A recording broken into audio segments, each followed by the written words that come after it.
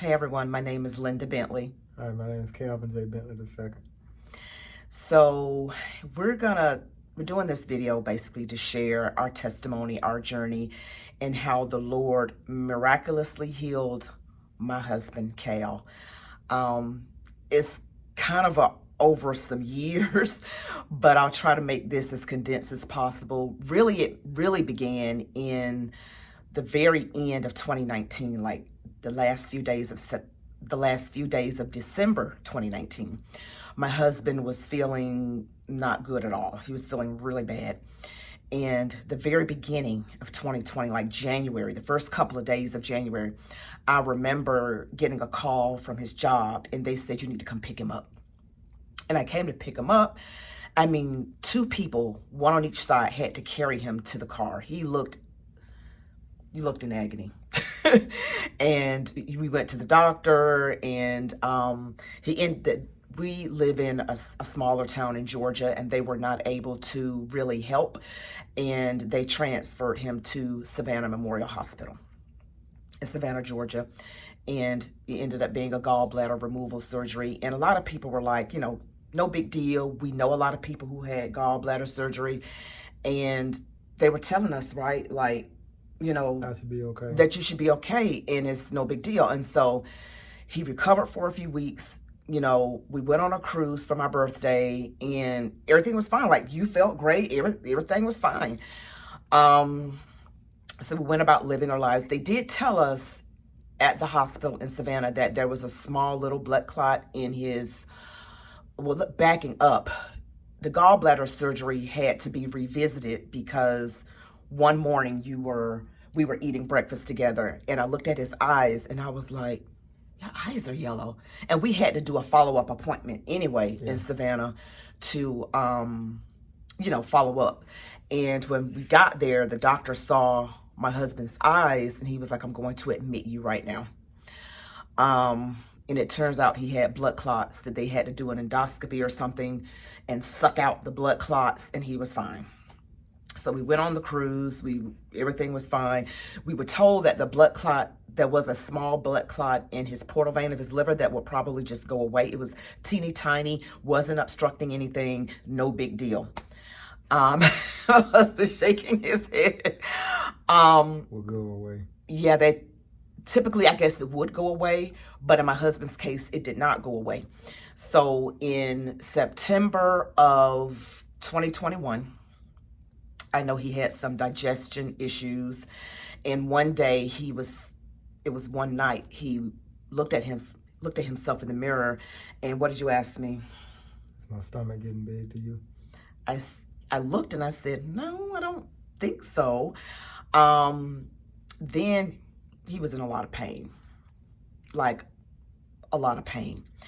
And he went to the hospital here in our hometown in Georgia, and they immediately said they really couldn't do anything and that he should go to Emory University Hospital in Atlanta, Georgia. And so he did. That was September 30th that we went into the hospital here in our hometown.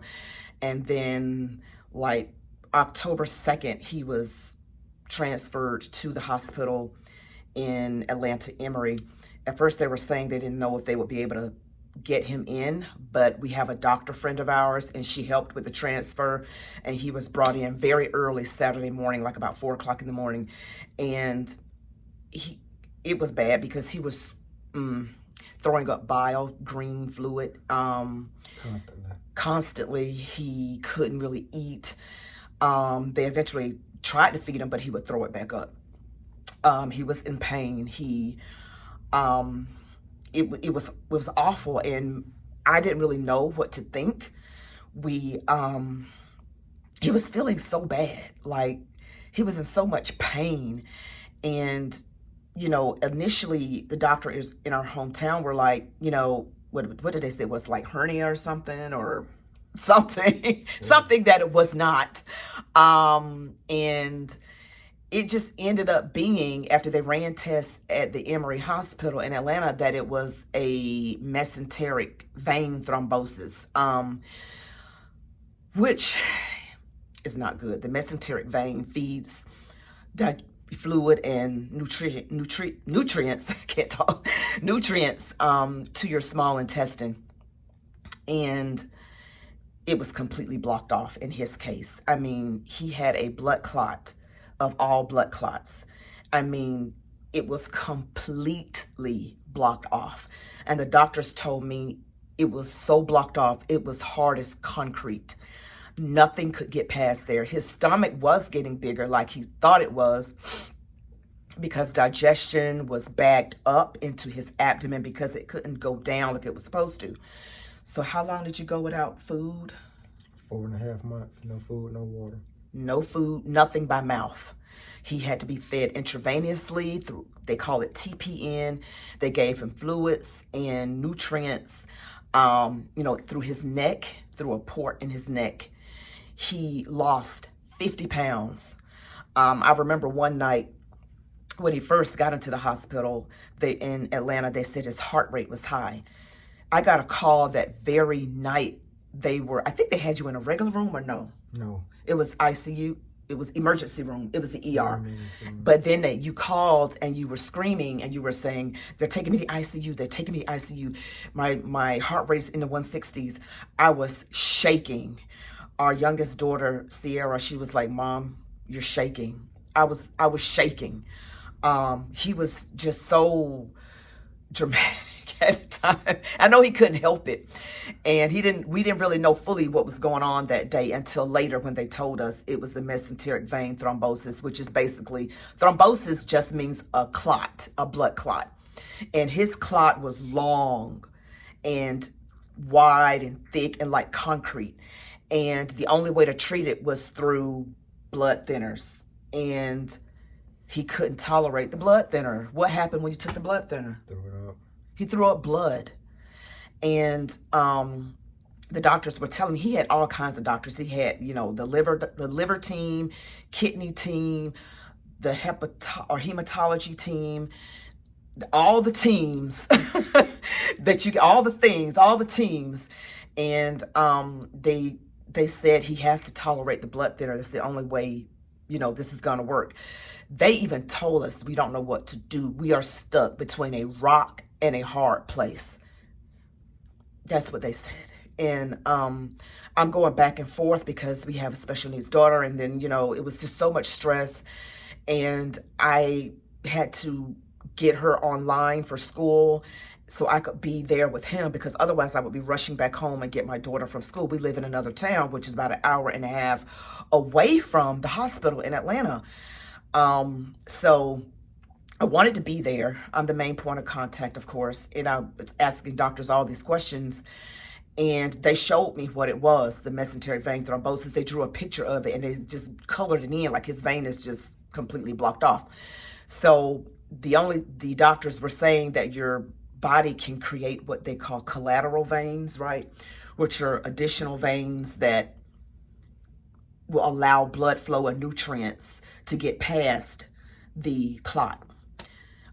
Thank God it did. But before that happened, he had to go on a breathing machine. He was constantly getting infections. His heart rate was high. His blood pressure got too low or too high. One time he stood up and he fell to the ground. His blood pressure, his systolic was like seriously low. I want to say it was in the 30s. He had so much infection. His small intestine eventually ruptured, causing stool to get all in his abdomen and in his bloodstream. And it was horrible. Like I said, he needed help breathing. His kidneys, he was on a kidney machine. He wasn't able to eat or drink at all, like we said, for 4.5 months, more than 4 months. And the doctors were like, this is life-threatening. They said it was life-threatening. And I remember them bringing me into this room, and they showed me what had happened and that the infection was going. And they were showing that it was down in his body, but it was going to keep going up, and that all his organs would be affected. And they were telling me in so many words, without saying it verbatim, but I caught on that he wasn't going to make it. And they said he wasn't going to make it. And I just remember really praying so hard. And I had people that we knew where we worship praying for us. We have this email that goes out all over the world. We have congregations. We're part of an international ministry, and we have congregations all over the world. And sorry for saying emotional story, and I prayed and I prayed and prayed. And it's like something came over me. Like I could tell. I think God is going to really heal my husband. I think he's really going to do this. Now, it looked into the natural eye. I mean, this is where faith really steps in, because the natural eye, it looked like impossible. It looked like you weren't going to make it. I mean, there were times he was even talking out of his head, because there were our blood is made up of so many different components, and everything was off. The sodium, the pneumonia, everything was off. His oxygen, everything was off. So he would sometimes talk out of his head and not really know what was going on. And he said, I wasn't visiting him, and I just came the previous day, and I stayed for hours. But I guess he couldn't remember that. And so anyway, I know I prayed one night. I felt the love of God on me so strong, really, really strong. And I remember praying, I said, God, not my will, but yours be done. I know you love me. I said, I know you love me. And let your will be done. And that is a scary prayer to pray, because you don't know if your spouse is going to live or die. And a few days later, a few nights, I remember I had been in contact with a friend of ours from high school, Paula Brinson. And before I said this particular prayer, I remember posting out desperately. It was that day you were throwing up blood, and I said, Lord, please help me. And people were praying. They didn't know what was going on. Eventually, I posted on Facebook, my husband is sick and we need prayer. One of our friends from the high school we graduated from, her name is Paula Brinson, and she reached out to me, and she was praying, and we stayed in contact. We got each other's phone numbers. She prayed with me. She talked with me. She encouraged me. Well, one night, this was November 4th, 2021, I was lying in bed about 2:30, maybe something in the morning, maybe 3. And I remember hearing a voice. I was asleep, but I heard a voice say, what do you want? It woke me up. I literally heard a calm, still male voice say, what do you want? And I prayed. And I know I said I want my husband to be alive and well. And I don't even remember what else I prayed. I don't remember exactly what I prayed. I just don't. That was in the wee hours of the morning. When I woke up between 7 and 8 in the morning, I looked at my phone, and there was a text from Paula. And she texted it about 5 something in the morning. And she said, the Lord hears my cry. Heaven hears me. The ears of the Lord have turned unto me. And she said, just like Jesus said to the blind man, he said it to you. He said, what do you want? I didn't tell her that's what I heard. And that was confirmation from God that he was going to heal my husband. And I tell you, it was such an awful thing. I'm not giving every single gritty detail, but I saw the worst of the worst. He had bags, ostomy bags, catching his stool. It was awful. And he lost 50 pounds, and he was already a slender man to begin with. And I didn't have 50 pounds to lose. No, really didn't. And you got down to what, 130 pounds, 135? Tell him all that. Okay. But it was a lot of weight he lost. And it looked, grim. But as time went on, I said, you know what? I know my God does not lie. He cannot tell a lie. He tells the truth. And I really believed it. And I stopped being sad about it. And I was happier because I knew he was going to be okay. Even though sometimes it's like, no, we had somewhat of a setback. And As time went on, he got off the breathing machine, off the kidney machine. He had to have a surgery. A week after I heard the Lord say, "What do you want?" You had the surgery to cut out the infected part of your Yeah. small The intestine. first 12-hour surgery. It was a 12-hour surgery, and it went well. They were still had him on antibiotics eventually. He had a persistent infection that looked like it wasn't going away. It went away. Then he had to have another surgery months later to connect his intestines. That was another 12-hour surgery. It went well. It went better than the doctors expected it to go. And he was able to eventually get on food, through his mouth, not just through his neck, because again, it was 4.5 months without food. And he's standing here, a miracle. I mean, people call him the miracle man. He knows that God came through for us. And I knew it was God. There's no other way. They were telling me he wasn't going to live. They said he had a persistent infection. His small intestines exploded and just stuff was everywhere in his blood. And now he's standing here next to me. We went on vacation to Hawaii. We've gone on trips, we've been going out to eat. He's been going to games.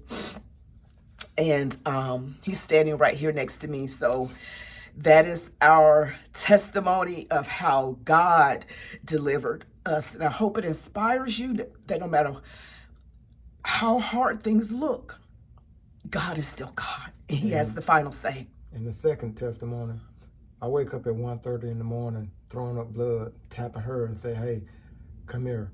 She see me over the stool, throwing up blood. I say, "Call 911. We go to our local doctor, local hospital. They tell us they really can't do anything for us. Once again, I'm back at Savannah Memorial. And they say, we can do this part, but if it's this part below the esophagus, we can't help you. So I wake up Father's Day morning. The nurse asked me, where am I? So I said, I'm at Savannah Memorial. They said, no, Mr. Bentley. They airlifted you to Emory. I said, God done did it again. Yeah. So something happened with the blood thinner that they had him on. I didn't realize blood thinners caused internal bleeding as a side effect. Not always, but in him it did. So they put him on another blood thinner, and he's been fine ever since. So yeah, it's been a journey. God delivered us over time. It was a time thing. He came home from the hospital in May of 2022, and he was on a walker. Then he walked with a cane, and then with nothing at all. So God is awesome. He's good, and he's delivered us, and now we're closer to him and love him all the more for it. God bless you all.